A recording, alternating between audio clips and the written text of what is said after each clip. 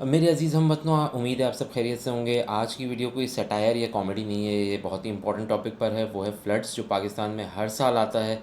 हर साल यही स्टेटमेंट्स दिए जाते हैं कि अगले साल हम तैयारी करेंगे, और अगले साल वही सारा सिनेरियो दोबारा रिपीट हो जाता है। इस साल की स्टोरी सिर्फ फ्लड तक लिमिटेड नहीं है, इस साल इसमें भारत भी शामिल है, जो अनफॉर्चुनेटली हमारा नेबर है। और लेकिन सारे का सारा इल्ज़ाम सिर्फ इन पर देना भी बेहतर नहीं है, हमारी अपनी गलतियाँ बहुत ज़्यादा हैं। कुछ रियलिटी चेक्स हैं जो कि शायद मुझे और आपको बहुत कड़वे लगेंगे, लेकिन अगर हम उसको एक्सेप्ट नहीं करेंगे ना, हम अगर जो चीज़ हमें अनकंफर्टेबल करती है हम उसे एक्सेप्ट नहीं करेंगे, तो हम खुद को इम्प्रूव नहीं कर सकते। चलें बात करते हैं कि शुरुआत कहाँ से हुई। फ्लड की शुरुआत हुई गिलगित बल्तिस्तान और KPK से, जहाँ माउंटेनियस एरिया जैसे बाजोड़, गिलगित, सवात, बुनेर, वहाँ ग्लेशियर पिघलना शुरू हुए। फ्लैश फ्लड्स आए, ऊपर से मॉनसून सीज़न भी था।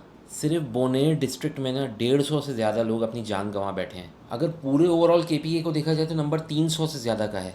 ये छोटा मोटा नंबर नहीं होता। ये फ्लैश फ्लड्स इतने ज़्यादा डेंजरस थे कि रेस्क्यू हेलीकॉप्टर तक के क्रैश कर गया, उसमें 5 लोग अलग शहीद हुए हैं। फिर अपर नॉर्थ में ग्लेशियर पिघलने की वजह से सारा पानी नीचे की तरफ गया है, जिससे गांव के गांव तबाह हुए हैं। देखो यहाँ पर कंक्लूजन ये है कि क्लाइमेट चेंज ना फॉरेन न्यूज़ का टॉपिक नहीं है, ये एक बहुत ही कड़वी हकीकत है जिसको हम लोग फेस कर रहे हैं इस वक्त। मतलब क्लाइमेट चेंज को हम लोग इग्नोर करते थे या उसको एक कॉन्स्पायरेसी थ्योरी समझते थे, लेकिन वो एक हकीकत बनकर हमारे सर पर मंडला रहा है इस वक्त। अब बात करते हैं पंजाब साइड की, जहाँ पर सबसे ज़्यादा डिस्ट्रक्शन हुई है। रावी और सतलज के किनारे जितने भी एरियाज हैं ना, सब में पानी भर गया है। इंटेंसिटी को समझो, 12 लाख लोग मुतासिर हुए, 2.5 लाख लोग तो सिर्फ बेघर हो गए। मतलब आधा शहर इस वक्त पानी में है। अगर फ्लड की रीजंस देखने ना, 2 रीजंस है। पहला तो मानसून रेन, दूसरा हमारा प्यारा पड़ोसी भारत, जो कि यूरेन का डैम बनाने वाला था according to the actor legend Mithun Chakraborty. जी हाँ, इंडिया ने अपना डैम से पानी छोड़ना शुरू किया। अब वो शायद उसको वापस वाकई में मौत से भरेंगे। चलो पानी तो छोड़ा, लेकिन वो भी रिले की शक्ल में। इमेजिन करो कि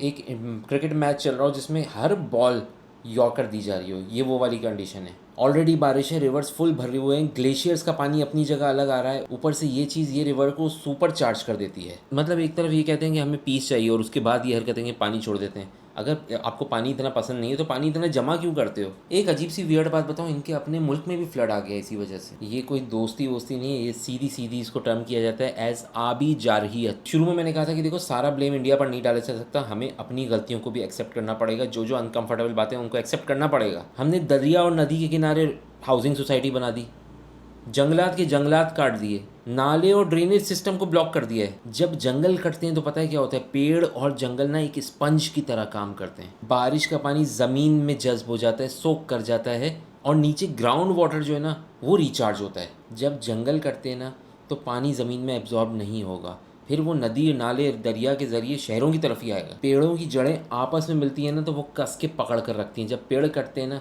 तो ज़मीन की ये पकड़ जो है ना, वो कमज़ोर हो जाती है, वो ना होने के बराबर हो जाती है। इसका सबसे बड़ा नुकसान ये है कि जितने भी पहाड़ हैं ना, वहाँ से मिट्टी बह बह कर नीचे आने लग जाती है। सारी नदियाँ जो है ना, वो मिट्टी और पत्थर से भर जाती हैं। नदी की कैपेसिटी कम हो जाती है, जिसकी वजह से पुराने फ्लो का पानी ही तेज़ हो जाता है। जंगलात जो है वो हवा को ठंडा रखते हैं, क्लाउड्स को अट्रैक्ट करते हैं, बैलेंस बनाते हैं। जंगलात कटेंगे तो जाहिर है इलाके का क्लाइमेट जो है वो गर्म और ड्राई होगा।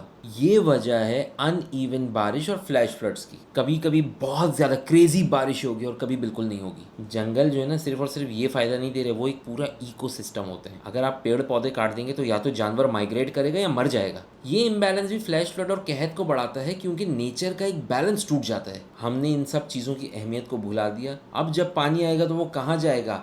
शहरों के अंदर, घरों के अंदर।